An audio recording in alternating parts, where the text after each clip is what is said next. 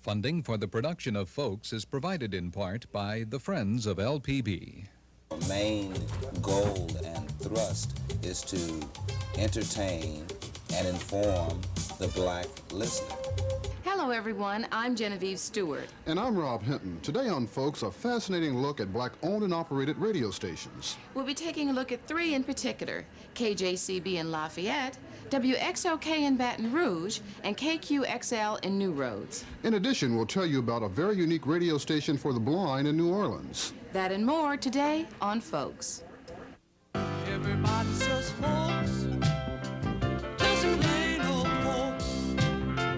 Everybody's just people all over the world. Those who live, folks got to give, folks got to care, folks got to share. Our world is small, so very small. What touches one of us, who touches us all? To stay alive, just to survive, folks got to be in harmony. Everybody just folks, just plain old folks, just plain old folks. Everybody's just folks, everybody just folks, just plain old folks, just plain old folks. Everybody's just folks.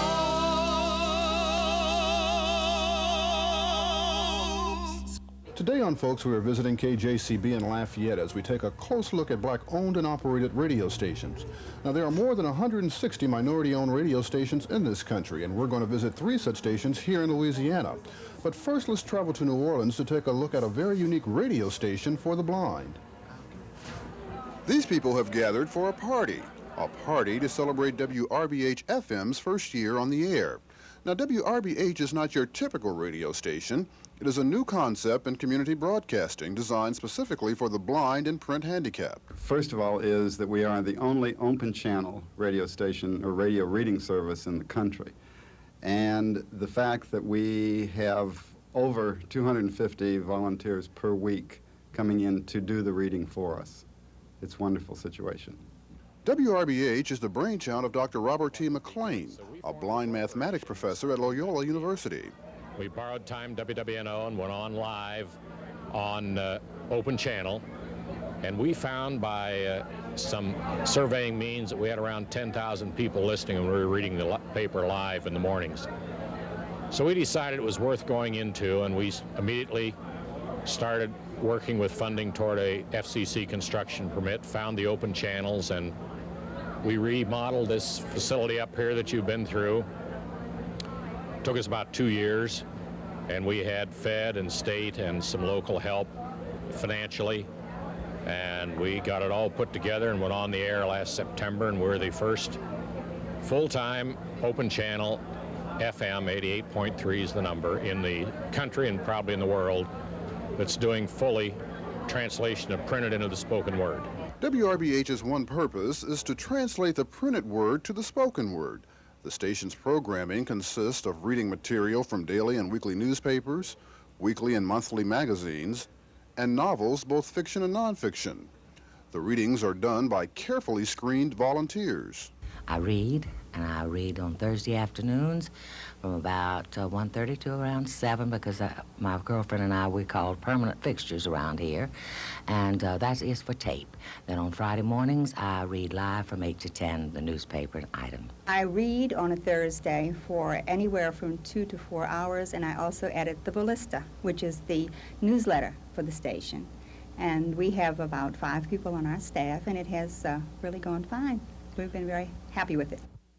What do the volunteers get out of working at WRBH? I think, first of all, that the blind should be exposed or offered the same reading material that sighted people should have. And personally, I think that I have been blessed in my life, and I would like to be able to give something back.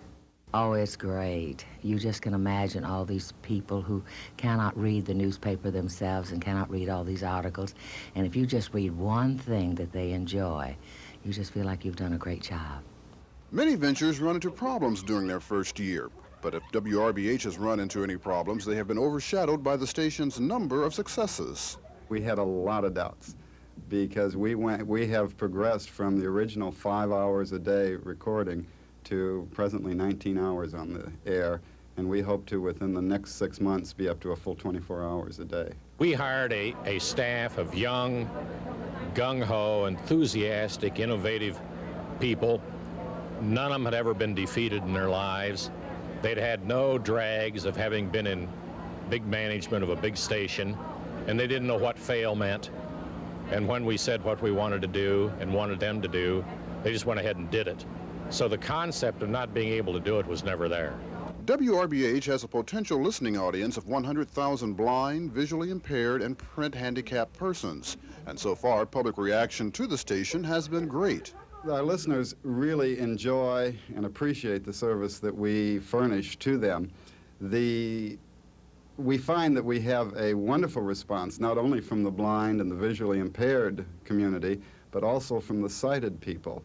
Today, people's schedules are such that many people don't have time to read, and so consequently all they do is turn their FM radio on and listen to the news. We've done no formal surveying, but it's obvious we're getting far more response than we got in our experimental days when we were on 11 hours a week. We're getting far more response out of our live end. You can tell by the phone calls and the letters we get and the general feedback we get, and we will be going to a formal rating and surveying type of thing before too long, but we've been too busy to do that up to here. And we've had total confidence that the audience is out there. And something that we're not ashamed or we're not reluctant about stating. We were very careful about it in the early days, but we're getting a 4-to-1 telephone inquiries from sighted over print handicapped. There's that many more people out there that are using the service than the service was designed for. But our design is still totally to translate the printed into spoken word for the blind, visually impaired, and print handicapped. WRBH's first year has definitely been a great and successful one, but station officials are hoping for even better things in the years to come. I see it an unending future. We're aiming, and from where you come, you're interested, we're going to network the state with 6 other stations, and we will encourage them to do their own local live morning, afternoon papers and use whatever of our material they want. And of course, our probable transmittal device will be up and down satellite linkage. Another radio station celebrating a birthday this year is WXOK in Baton Rouge. For 30 years, it has been one of the leading black-oriented radio stations in Louisiana. After 3 decades of a successful listening format, Dennis Lee, program manager for WXOK, states the station's dedication to its largely black audience. Our main goal and thrust is to entertain and inform the black listener. And being this, as I go back to, black music is probably one of the most popular forms of music that there is. It's right now, black musicians are experimenting with new sounds. The black consumer is receptive to it. We are exposing new artists, and the music is popular. People are listening to the music. But we don't go into it when we sit down, the music director and myself, we don't sit down and say, okay, this is something that our white listeners will like. You know, we look at all of our music from a black point of view. That's what it is. We are a black station. Now, whoever else we get, we love it. You know, we're enthused about it, but the thrust of our program is to the black community. According to the most recent ratings, XOK boasts the #1 spot among local AM stations. It is now in competition with KQXL-FM, located in New Roads, but serving the Baton Rouge area. KQXL's general manager, Lee Clear, thrives on the competition as a healthy challenge. How does it feel to be the new kid on the block and compete with a 30-year predecessor? It feels great, but I'm not fooling myself. I realize it's not going to be as easy as I tell myself it's going to be. people tend to listen to radio by habit many times, and habits like listening to your favorite radio stations are kind of hard to change. It's like smoking, or always getting out of bed on one side and putting on your left shoe first. It's going to be difficult to break the habit, and they obviously have been doing something right all these years. They've managed to make a lot of money and to do quite well in Baton Rouge. So it is going to be hard. It's going to be hard, and I still look forward to the challenge, though. I look forward to the challenge. Is this business competitive? Very, very competitive.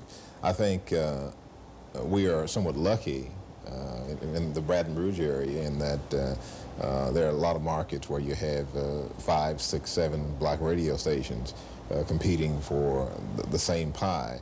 And there's only one full-time AM station, as you know.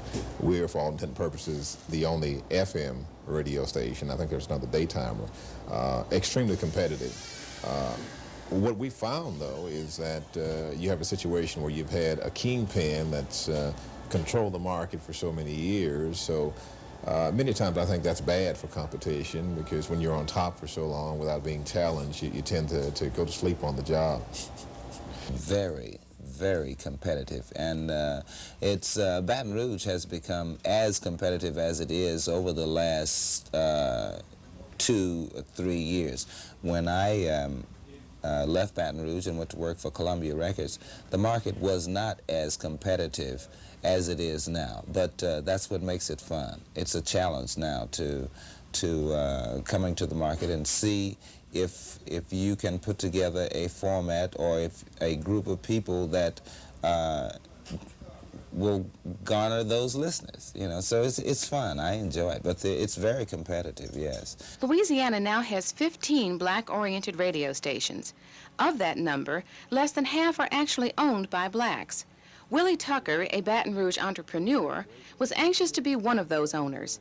He is president of Citywide Broadcasting, which owns KQXL. The first thing that a radio station obviously does is provides entertainment through the form of music. Well, we are the first FM stereo station in the Baton Rouge area which offers a programming which would be suitable for black listeners. Our programming concept is urban contemporary, and the urban contemporary concept is a blend of black music along with some white music, and it's very appealing to the more highly educated blacks in the area.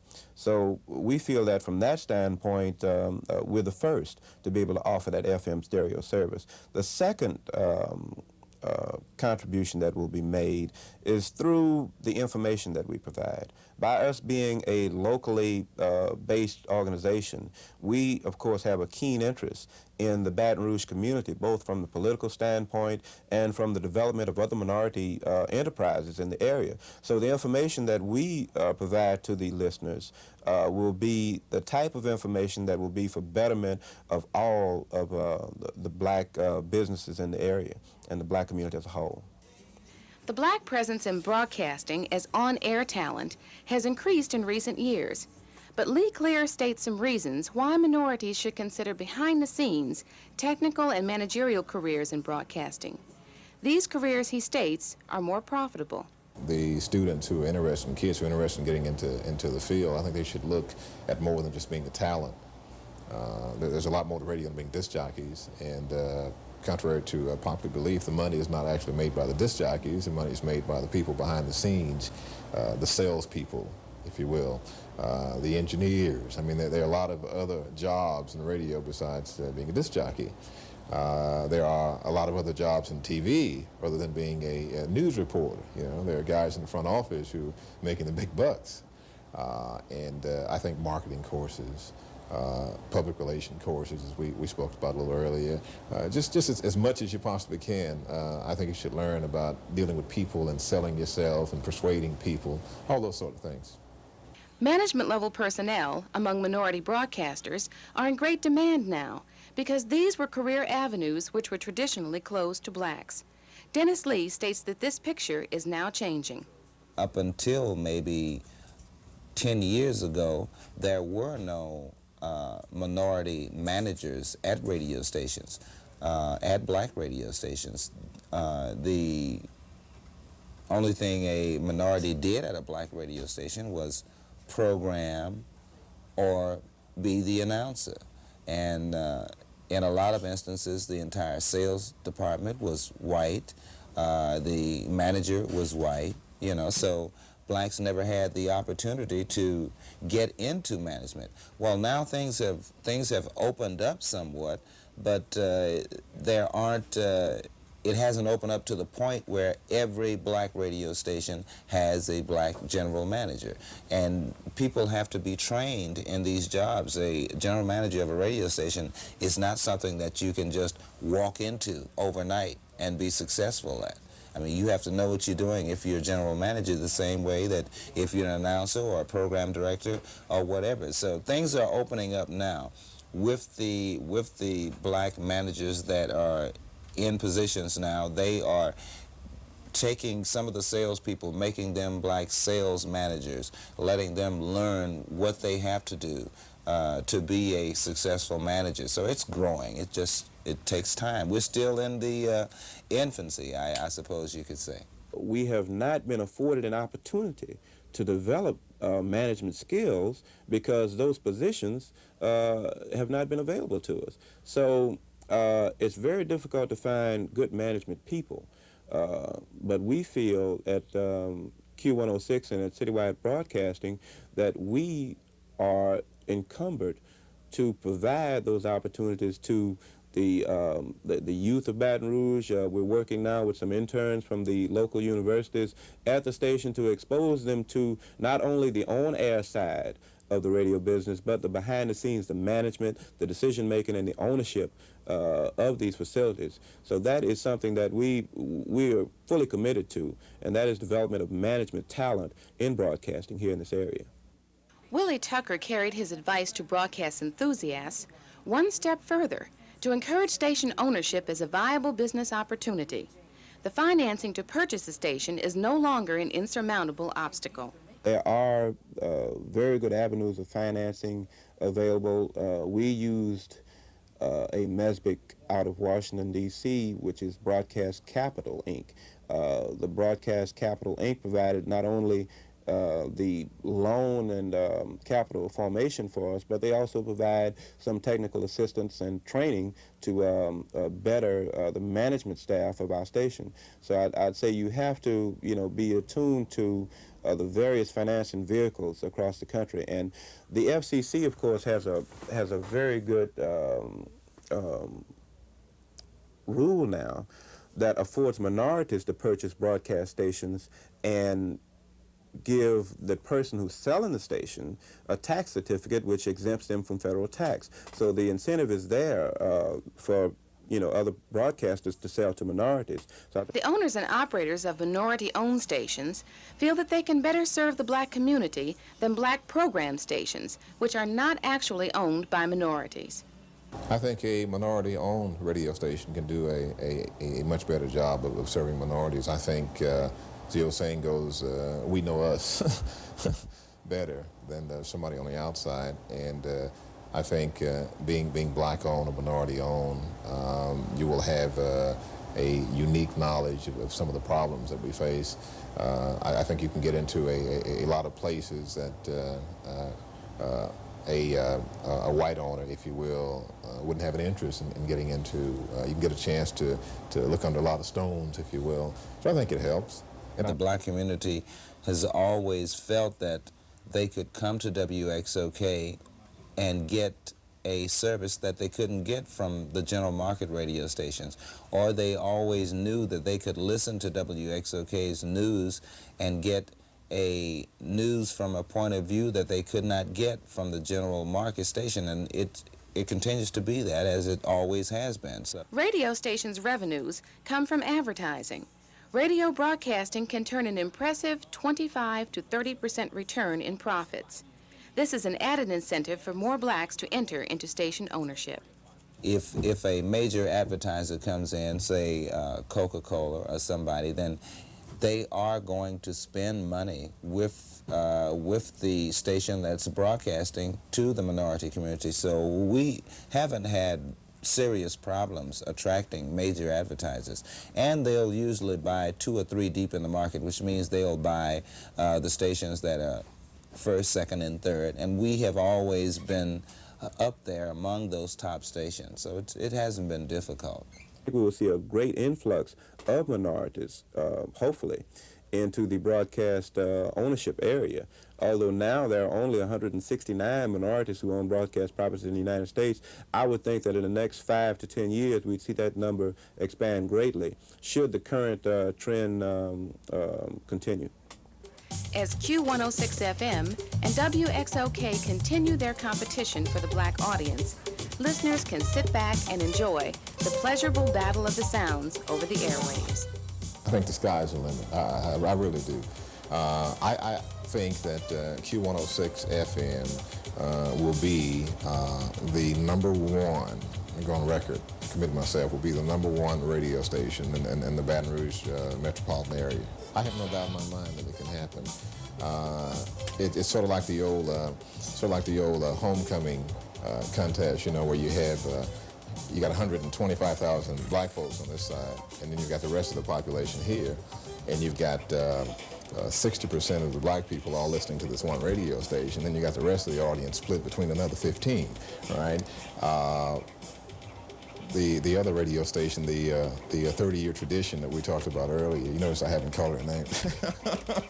They've been #1 in the market many, many times. And I think that if an AM radio station in this day and age can be #2 or #1 in the city that's out of Baton Rouge, I'm sure an FM station can.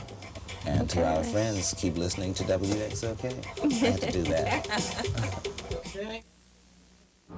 We're now going to take a look at the #1 station in Lafayette, and that's KJCB 770 on the AM dial.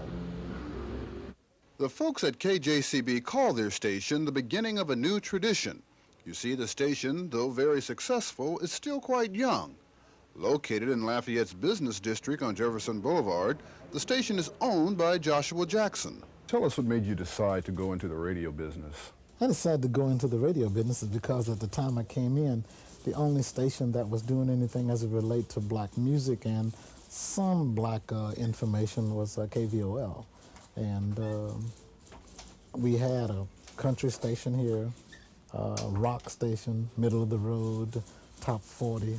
Now the university have their station, and we didn't have no 24-hour black station here. I think the station out of Alexandria, KTIZ, came on doing about that same time. But, you know, it's very hard for a station that far away to cater to the needs of the black in this area, and we are about 25 to 30% black. KJCB officials call their music urban contemporary. We play a mixture of gospel, traditional gospel, as well as contemporary gospel, which means black and white artists. We play some of the older artists and some of the new artists. We play the same thing in our music mix. We play the disco, we play jazz, we play zydeco, which is indigenous to the area here, and rhythm and blues. As a matter of fact, we do old gold, like, you know. So we have a well-rounded program of a very well-rounded format of music.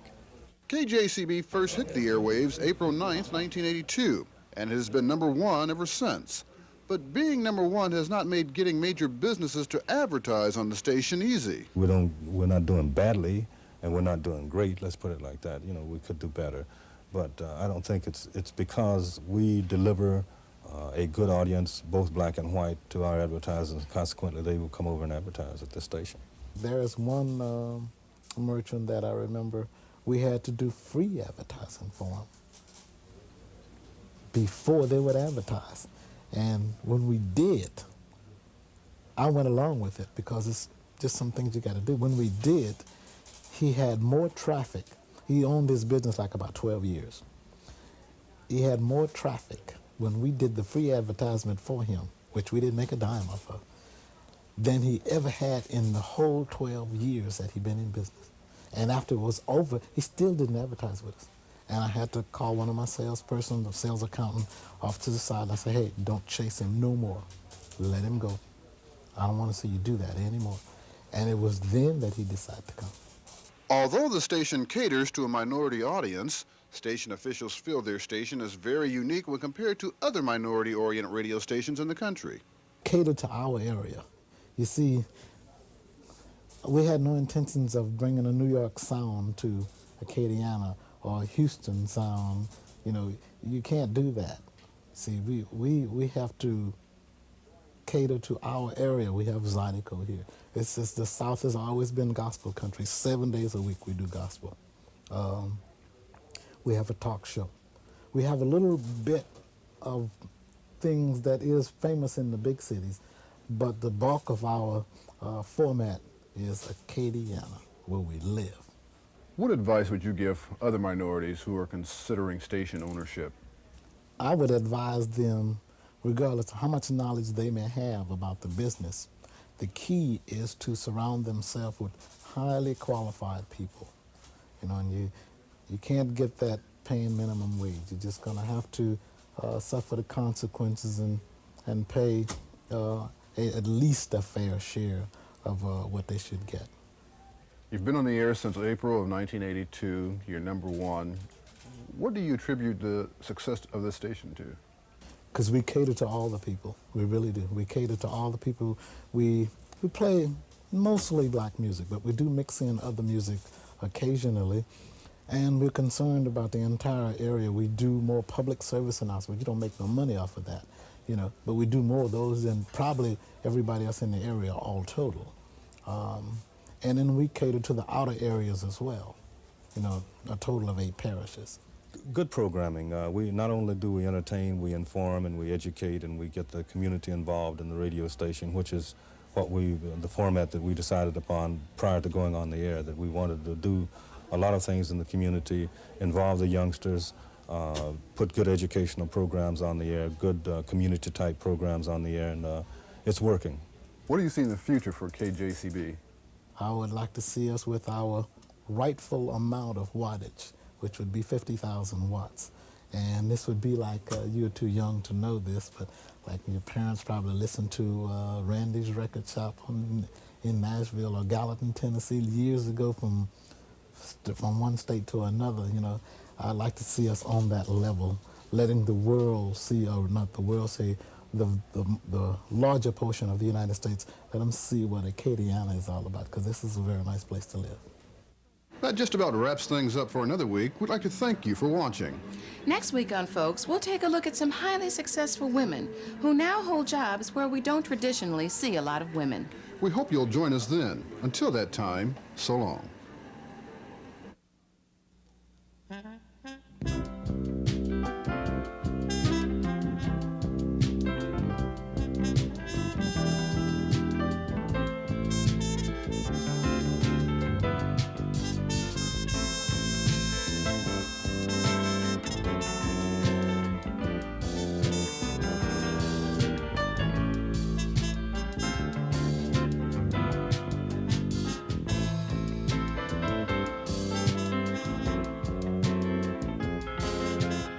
Funding for the production of Folks is provided in part by the Friends of LPB.